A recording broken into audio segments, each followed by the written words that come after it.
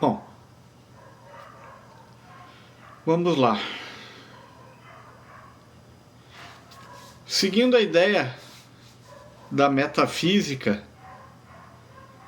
vamos falar sobre o fim da metafísica clássica e o limite da razão.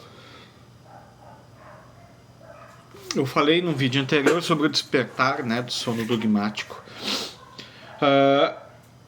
Hume deixou um problema sem solução, né?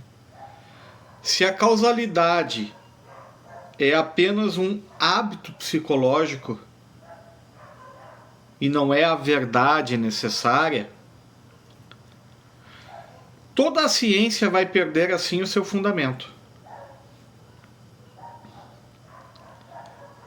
Quando Kant lê isso tira o sono de Kant. Literalmente tira o sono de Kant, segundo as lendas. Mas ao invés de refutar Hume, ou de ignorar Hume, né, Kant é mais honesto na sua fundamentação. Kant vai aceitar o problema que Hume dá, mas vai alterar a pergunta. Não é mais o que o mundo é, mas como é possível que conheçamos algo sobre o mundo. É uma virada que ele mesmo vai comparar, o próprio Kant vai comparar à Revolução Copernicana. Modesto Kant. Não é o sujeito que gira em torno do objeto, como se julgava, mas é o objeto que se contorna às estruturas daquilo que o sujeito conhece.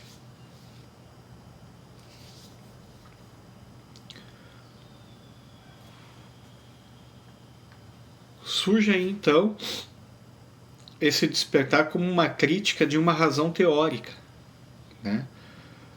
O despertar em Kant não é uma resposta, é uma auditoria. Kant não pergunta o que a razão descobriu. Kant pergunta o que a razão é capaz de descobrir. Sobretudo, onde que a própria razão ultrapassa seus limites. A crítica da razão pura é exatamente isso aí. Ele é um tribunal onde a razão ela vai ser tanto juíza quanto ré.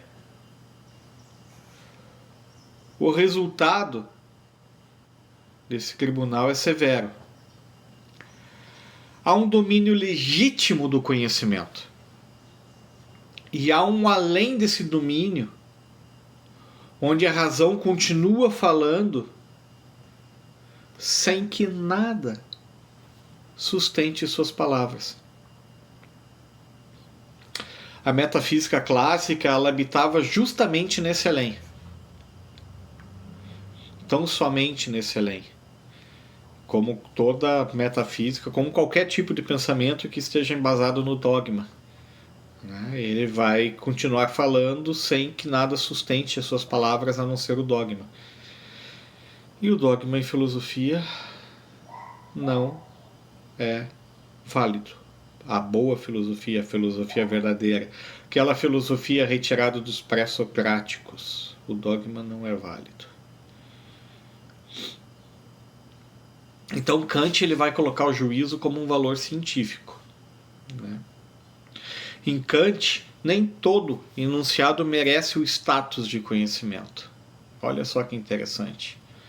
O fato de ser enunciado não significa que esteja ligado ao conhecimento. Um juízo científico válido precisa cumprir duas exigências simultaneamente.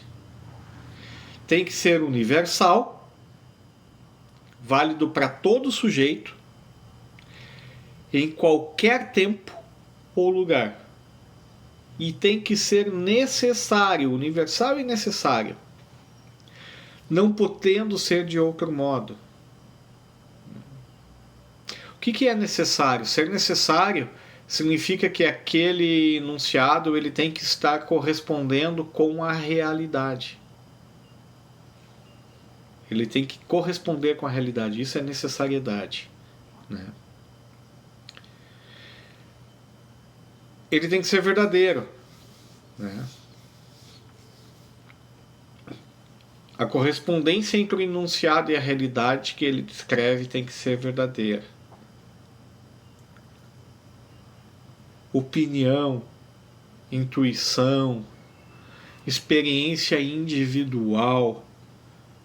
Isso aí pode ser muita coisa, mas não são ciência, enquanto não atravessarem esse filtro da necessariedade do universal.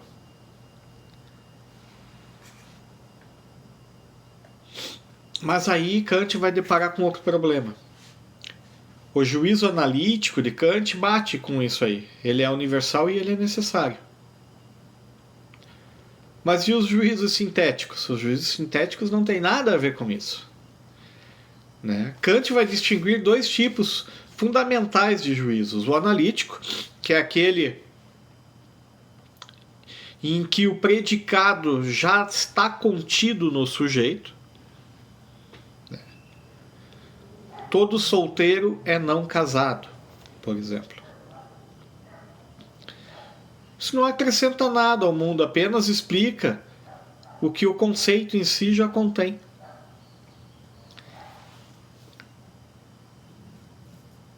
É universal e necessário, mas é estéril. Não amplia em nada o conhecimento. Já o juízo sintético vai além do conhecimento. Esta pedra é quente. Acrescenta uma informação e essa informação vem da experiência individual. E a experiência individual não garante universalidade. Garante particularidade. O grande problema em Kant, e essa é a grande jogada em Kant, é perguntar se existe um terceiro tipo, um juízo sintético a priori, universal e necessário e ampliativo, amplia o conhecimento. É nele que vai repousar a possibilidade da ciência. E é exatamente aí que a metafísica clássica naufraga. Kant não mata a metafísica por hostilidade, mata por precisão, ao definir os limites de um conhecimento legítimo. Quando define um conhecimento legítimo, ele vai revelar que as grandes questões clássicas, alma, Deus, infinito, substância, estão além do que a razão pode alcançar sem se contradizer.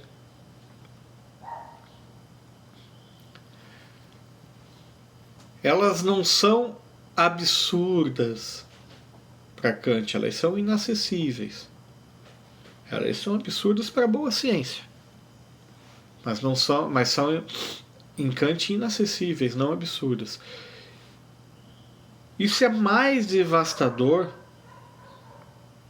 do que qualquer refutação direta. A metafísica clássica não cai por ser falsa. Ela cai por ser injustificável. Com Kant se fecha uma era. Ao mesmo tempo, se abre outra era. A de uma filosofia que conhece seus próprios limites E é exatamente por isso que a filosofia, a partir de Kant, finalmente merece ser levada a sério como campo de conhecimento.